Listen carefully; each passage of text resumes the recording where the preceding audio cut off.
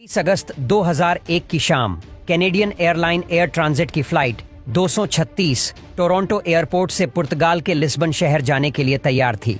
क्योंकि ये 7 घंटे की नॉन स्टॉप फ्लाइट होने वाली थी, regular service and maintenance check करने के बाद इसमें 48 मेट्रिक टन फ्यूल डाला गया था। क्योंकि ये एक एयरबेस A330 जहाज था जो उस समय का सबसे एडवांस और सबसे सेफ एयरक्राफ्ट माना जाता था। 48 वर्षीय कैप्टन रॉबर्ट पीश को 16,000 फ्लाइट आवर्स का एक्सपीरियंस था, जबकि फर्स्ट ऑफिसर दिर्क डे को भी 4800 घंटे जहाज उड़ा चुके थे और दोनों ही एयरबस A330 जहाज को पहले भी कई बार उड़ा चुके थे।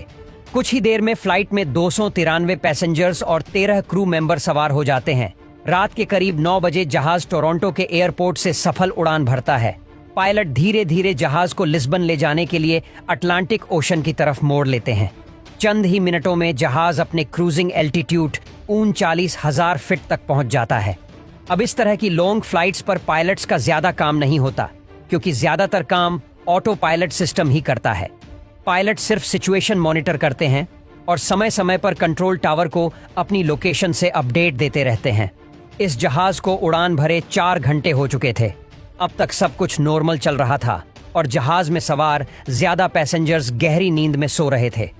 कुछ ही मिनटों में जहाज अटलांटिक ओशन के बीचों बीच पहुंच चुका था। तभी कैप्टन रॉबर्ट पीश की नजर जहाज के इंजन नंबर 2 के कंट्रोल पैनल की तरफ पड़ती है, जहां कुछ एबनॉर्मल रेटिंग्स आ रहे थे, यानी खतरे की घंटी बज चुकी थी और इसी के साथ फ्लाइट के पायलट्स की कड़ी परीक्षा का आगाज हो चुका था। रात के करीब 1 बजे पायलट ने देखा कि राइट साइड के इंजन में ऑयल प्रेशर काफी बढ़ चुका था। साथ ही ऑयल की क्वांटिटी कम और आयल टेम्परेचर भी लो इंडिकेट हो रहा था। इस तरह का एरर दोनों पायलट अपने करियर में पहली बार देख रहे थे, क्योंकि स्कूटर से लेकर हवाई जहाज तक जब भी कोई इंजन ज्यादा देर तक ऑपरेशनल होता है तो धीरे धीरे उसका तापमान बढ़ता है, लेकिन यहाँ तो टेम्परेचर रैपिडली ड्रॉप हो रहा था, जो किसी भी तरह से नॉर्मल नहीं था।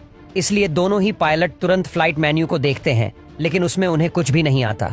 तभी देरी न करते हुए पायलट सीधा कनाडा में स्थित एयर ट्रांजिट के मेंटेनेंस कंट्रोल सेंटर फोन करते हैं और इस प्रॉब्लम के बारे में बताते हैं। लेकिन जवाब में उन्हें सिर्फ इतना कहा जाता है कि आप एरर को मॉनिटर करते रहे और हमें इस बारे में जैसे ही कुछ पता चलेगा हम आपसे कांटेक्ट करेंगे।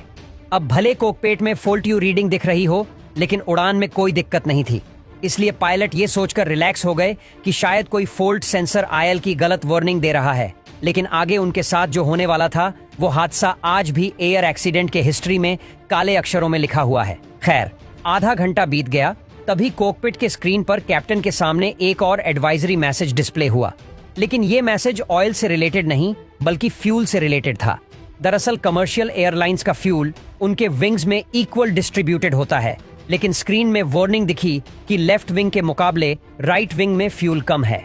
लेकिन ये परेशानी भी पायलट को ज्यादा बड़ी नहीं लगी, क्योंकि कई बार सिर्फ कुछ लीटर फ्यूल कम ज्यादा होने पर भी ऐसी वार्निंग आ जाती है। तभी क्रॉस फील्ड वाल्व खोलकर फ्यूल को दोनों विंग्स में समान डिस्ट्रीब्यूट कर दिया जाता है। तो इस बार भी पायलट ने कुछ ऐसा ही किया, जिससे दोनों विंग्स में फ्यूल की क्वांटिटी इक्वल हो गई। मगर 10 मिनट के बाद कैप्टन को डिस्प्ले में फिर से लो फ्यूल वार्निंग देखती है। तभी चेक करने पर उन्हें पता चलता है कि राइट विंग में दोबारा से फ्यूल कम हो गया है और अब दोनों विंग्स को मिलाकर भी इतना फ्यूल नहीं है जिससे लिस्बन पहुंचा जा सके। इस वक्त प्लेन में सिर्फ 7 टन फ्यूल बचा था, जो प्लेन की कुल कैपेसिटी का सिर्फ 6% था और ये भी तेजी से कम हो रहा था। ऐसे में पायलट के पास प्लेन को डाइवर्ट करने के अलावा और कोई रास्ता नहीं था। तभी उन्होंने अपने सबसे करीबी चरसेरा आइलैंड में मौजूद लेजस एयरपोर्ट पर लैंड करने का डिसीजन लिया और तुरंत ही वहां के ट्रैफिक कंट्रोल से कांटेक्ट करके पूरी बात बताई।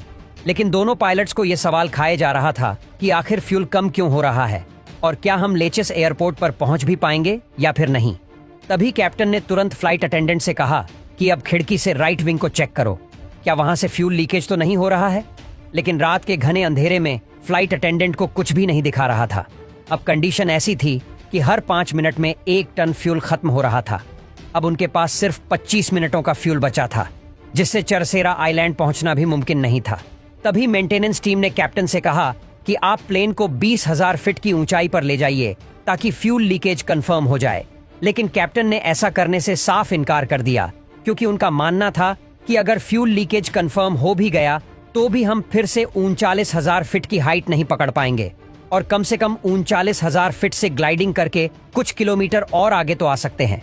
तब ये अचानक से जहाज के राइट इंजन ने आग पकड़ ली, जिससे ये कंफर्म हो गया कि लीक हो रहा है। इस धमाके से अंदर बैठे पैसेंजर्स पे अफरा तफरी मच गई, जिससे प्लेन शेक करने लगा। तभी कैप्टन ने पैसेंजर्स को शांत बैठने की रिक्वेस्ट की। जहाज में अब 4.5 टन फ्यूल और सिर्फ एक इंजन बचा था, जिससे इतने बड़े जहाज को लैंड करना मुमकिन नहीं था। ऐसे में जहाज का एल्टीट्यूड धीरे धीरे कम होने लगा। अब प्लेन में सिर्फ 600 किलोग्राम फ्यूल बचा था और वो भी अब अपनी मंजिल से 240 किलोमीटर दूर था। तभी कैप्टन को जिसका डर था वही हुआ। प्लेन का लेफ्ट इंजन भी अपने फुल थ्रस्ट पर चलने की वजह से जल गया और अब फ्लाइट बगैर किसी इंजन के अटलांटिक ओशन के ऊपर फ्लाइट करने लगी। साथ ही प्लेन का पावर सिस्टम भी बंद हो गया, जिससे पूरे कैबिन में अंधेरा छा गया। हालांकि कोकपिट के इंपॉर्टेंट इक्विपमेंट सभी इमरजेंसी सपोर्ट पर चल रहे थे। अब लेजस एयरपोर्ट 120 किलोमीटर की दूरी पर था। जहाज 30,000 फीट तक नीचे आ गया था। अब अगर जहाज ग्लाइड करते हुए एयरपोर्ट तक नहीं पहुंच पाता तो उसे पानी में ही लैंड करना पड़ता। इसलिए क्रू मेंबर्स ने तुरंत पैसेंजर्स को प्रिपेयर करना शुरू कर दिया। लेकिन पानी में लैंड करना काफी खतरनाक होता है, क्योंकि इससे पैसेंजर्स को काफी मुसीबतों का सामना करना पड़ता है और अगर बच भी गए तो पानी में भी डूब सकते हैं। अब भारी कमर्शियल प्लेन को ग्लाइड करना काफी मुश्किल होता है। सब कुछ प्लेन के कंट्रोल पर निर्भर था, जिसे पायलट मैन्युअली लिवर से कंट्रोल कर रहे थे। जहाज की ऊंचाई 200 फीट पर मिनट की रफ्तार से कम हो रहे थे, यानी अगले 15 मिनट फ्लाइट पे सवार 300 लोग की जिंदगी या मौत की दास्तान लिखने वाले थे। कुछ मिनटों बाद जहाज और एयरपोर्ट के बीच का डिस्टेंस 15 किलोमीटर तक पहुंच चुका था। इतने डिस्टेंस पर फ्लाइट का एल्टीट्यूड 3,000 फीट रखने की सलाह दी जाती है, जबकि इस जहाज का एल्टीट्यूड 13,000 फीट था। लेकिन अगर कैप्टन फ्लाइट को आगे की तरफ झुकाकर एल्टीट्यूड को तेजी से कम करते तो 19% चांस थे क्रैश लैंडिंग के। ऐसे में पायलट ने वहीं पर 360 डिग्री टर्न लगाया, जिससे प्लेन और एयरपोर्ट के बीच का डिस्टेंस तो उतना ही था, लेकिन एल्टीट्यूड 8,000 फीट से कम होकर 5,000 फीट तक पहुंच चुका था, जो रिकमेंडेड लेवल से अब भी 2,000 फीट ज्यादा था। लेकिन अब 360 डिग्री लगाना पॉसिबल नहीं था। इसलिए पायलट ने प्लेन को एयरपोर्ट के रनवे की तरफ मोड़ा और फिर जिग जैग टर्न्स लगाए। प्लेन में आगे पीछे होने से प्लेन को एल्टीट्यूड कम करने का कुछ एक्स्ट्रा टाइम मिला। अब नॉर्मली लैंडिंग के वक्त प्लेन की नोज को ऊपर रखने के लिए फ्लिप्स और इंजन थ्रस्ट का इस्तेमाल किया जाता है, लेकिन पायलट इंजन थ्रस्ट के बिना फ्लिप्स को भी नहीं खोल सकते थे, क्योंकि ऐसा करने से फ्लैप से मिलने वाला एयर ट्रैक प्लेन को और आगे झुका देता और क्रैश लैंडिंग हो जाती।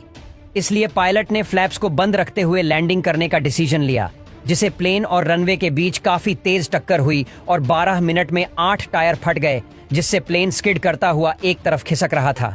लेकिन कैप्टन ने बड़ी ही सूझबूझ से धीरे धीरे ब्रेक लगाई और आखिरकार प्लेन रुक गया। लेकिन तभी प्लेन की लैंडिंग गेयर में बड़े धमाके के साथ आग भड़क उठी। हालांकि रनवे के पास मौजूद इमरजेंसी क्रू ने उस आग को तुरंत ही बुझा दिया। इस तरह एयर ट्रांसिट एयरलाइंस के फ्लाइट 236 के जाबाज पायलट्स ने 306 मुसाफिरों और खुद की जान बचा ली।